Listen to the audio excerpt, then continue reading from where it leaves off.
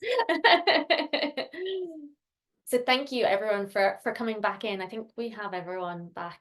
Yeah, I was just saying that the meeting just ended there. Just when I was trying to tell you it was just going to end. But thanks for coming back on. We'll just continue where we left off. Does anyone have anything to say in response to what Anne-Marie said as well? In terms of where you're putting the energy. I think Diana, you're on mute. Is Diana talking? You're on mute. Okay. You guys got to bear with me, I swear to God.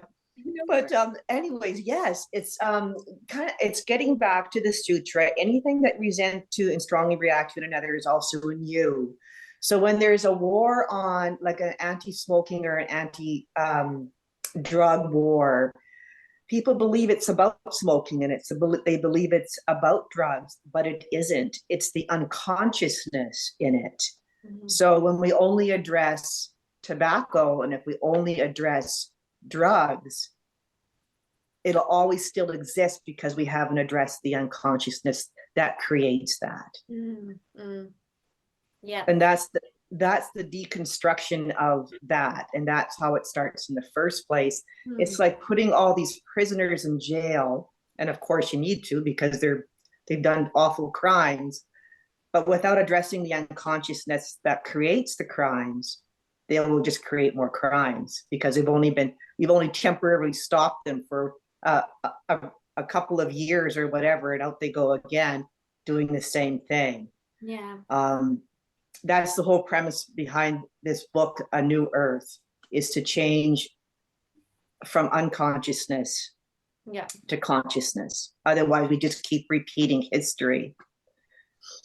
Yeah, definitely. And it was like what you were saying I think in chapter 1 about the sort of political systems that underlie everything. It's unless you change that unconsciousness and the awareness, that you can replace the people in the system. Yeah. The system will never get better because it's just perpetrating the same things over and over and over again. That's right. But do you think that because we are an economic-based society, that's what it's evolved into, that because I don't even think it comes down to politics anymore. It's more economics than anything, because prisons are for profit now instead of, you have to always follow the money. That's where I always go. Mm-hmm. And changing the reason that I joined this group was because I've always said, I hope that we become a wisdom-based society instead of an economic-based society in my lifetime, or at least in my children's or my grandchildren's lifetime. So that's why I'm doing this, is to help that going forward. Like you said, one person at a time. You can only affect one person at a time. Yourself first, then your household, then your neighbors, just one person at a time. If we can bring this awareness, because, from everything that you said, I love that you brought that quote up too. And what he says right after that, if you mistake it for who you are, observing it within you to be threatening to your own sense of self. Mm-hmm. And I think that's what's happening with the whole culture is, our culture is so ingrained in economics that everybody's comfortable, right? If you have your stuff, like we all can see each other's stuff behind us. If you live with what you love, as long as it's not, I think people don't change unless they're really uncomfortable. Yeah. And that I think that's pointing this out too, is that we're, can you feel you'd rather be right than at peace? Those quotes that I just love, these little nuggets that are in here. And I love the challenges that are in here too. The biggest one that I found was, can I sense my essential beingness, the I am in the background of my life at all times? Or more accurately, can I sense that I am the I am at this moment? And can I sense my essential identity as consciousness itself? That was, I've been sitting with that since I finished this weekend. So it's very powerful. I think that economics and money plays a part in it, definitely. But Eckhart also says that money isn't problematic in itself. It's our attachment to it. Yes. So what that comes down to, if we were to deconstruct that one more time, it always comes down to consciousness and unconsciousness. Mm-hmm. And because as you know, Eckhart has been highly criticized for making money, but it has nothing to do with that at all. It's people's attachment to it, not his own. So money is a factor in it, but if we were to really break it down to what is the last component of all of this, and it's unconsciousness, because somebody with absolute true intentions can go into power, and it doesn't mean if it's politics or a corporation or whatever, with absolute true intentions. And if they can't hold on to consciousness, then the unconsciousness in a corporate boardroom is going to change things. Yeah. Exactly. Yeah. So it's our attachment to money and our ability to remain conscious and make decisions standing in that light.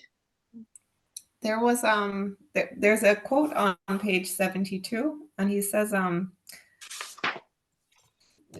laws, commandments, rules, and regulations are necessary for those who are cut off from who they are, the truth within. And I don't know if I'm going to explain it right, but there was a guy who came to some of the spiritual meetups I organized in person where I live, and he had some very interesting insights. He had spent some time living in Syria in like a kind of small, like he says it's like a very kind of small communal way of life, like kind of like village life, and like people, like my understanding, people don't like, it's poorer. People are much poorer.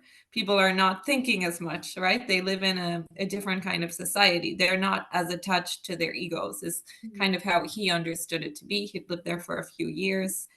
And he said exactly that. He said, like, in this community where he was living for a few years and experiencing it, there were no laws, because they didn't they didn't need laws, because they were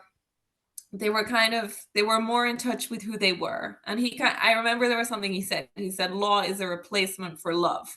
And he said, like in Western society, like for example, if there's a woman, if there's a woman and her husband leaves her, and she can't support her children, she has to go to court, and she has to say, like, oh, my husband has to give me money, I have to raise my kids.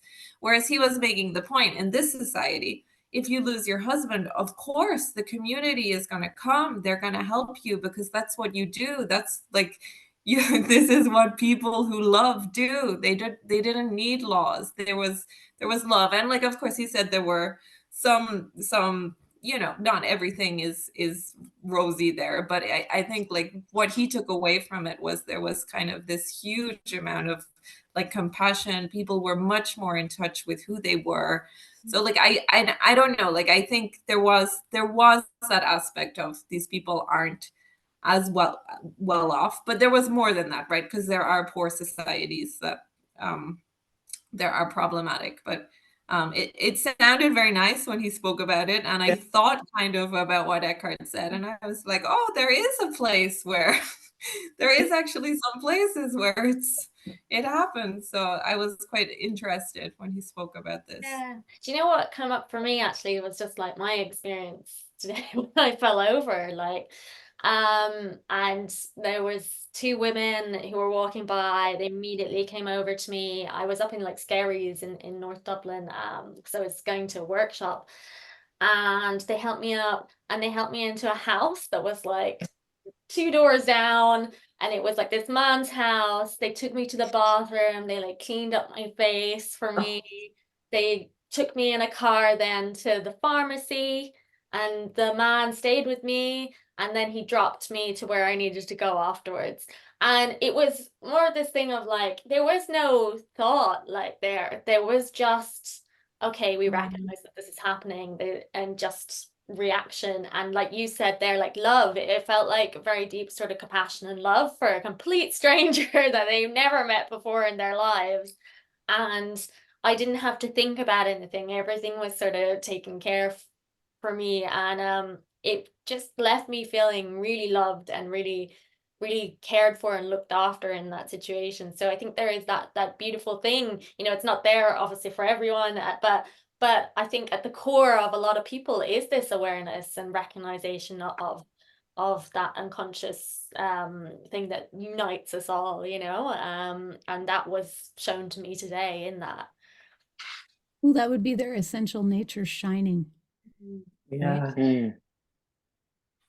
Yeah, Because I think when there are disasters, or communities tend to gather together when there's something to do. And see, I think that's the other part, maybe is just free thinking here, that maybe because we have so much done for us and everything is so distracted, that you don't have a lot to do that's really valuable, you know, to your own, to your true nature. So when something arises, people really rise up to that occasion, you know. yeah, definitely. Or you'd I hope. was giving Yeah. oh, sorry, did I? Oh, I said, or Okay. you'd hope that they would. Okay. I was giving the example last week where I was or one of the weeks where I was saying sometimes I make sandwiches for homeless people in Budapest. There's lots of homeless, and like, to be honest, I think it's just when I do it, it's just one of the most genuine interactions I have in the day. And like, of course, like I have a job and people are nice and everything like that, but there's just something so genuine when like I'm there.